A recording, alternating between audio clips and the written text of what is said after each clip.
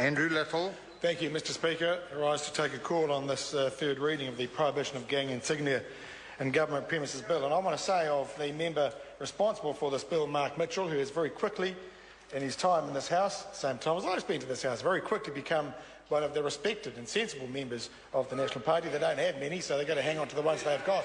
But the truth is he has been given a hospital pass on this bill, because deep in his heart of hearts, I am confident that he knows that this is a half measure, it is a non-measure, and it won't achieve half the things that some of the speakers on the other side of the House have claimed of it. And the last speaker, Jackie Dean, claimed all sorts of things that this bill was going to do, and that we're just going to tweak a bit here and tweak a bit there. Well, we're past the tweaking stage. This is it.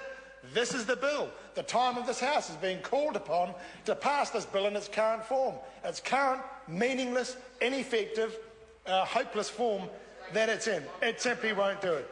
And I couldn't go further without acknowledging the words of Richard Prosser, whose torch obviously is burning very brightly tonight, but his dream clearly is of dancing with Anne Tolley around the fires of the beacons of hope of peace and good order, dancing on the crashed car, the crashed vehicles of the crushed vehicles. They're stomping on crushed vehicles, softened only by the leather obtained from the seized patches of gang members. Well, we can all have that dream. We have those sorts of dreams every now and again, or at least some people do. I want to point out to Mr Prosser, however, that a burqa is not a gang patch. So it is not going to fulfil some of his personal ambitions in that regard. The truth is this about this bill: those in control of government premises can already take action, meaningful action, and there is ample evidence before the House and that went before the committee to suggest that. The last time I spoke on this bill in the committee stages,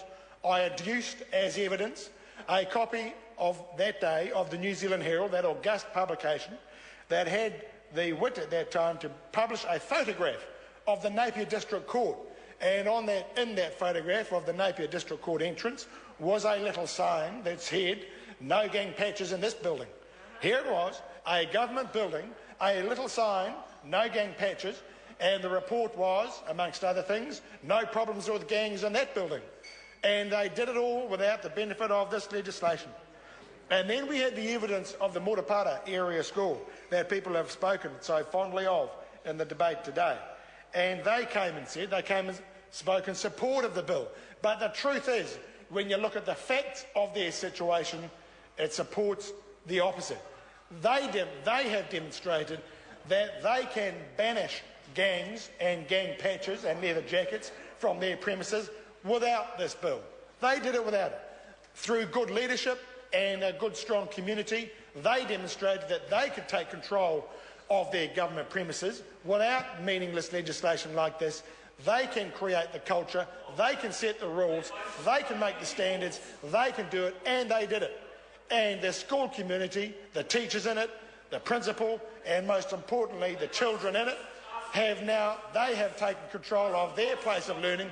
It is a good, healthy place to be, and they did it all without this legislation. So the truth is, this legislation will do nothing. This legislation will do nothing. And let's be clear too about what it doesn't cover, because that's just as important. It won't cover organisations like the National Front. The time has come for the dinner break, so the House is suspended till 7:30, at which time I shall resume the chair.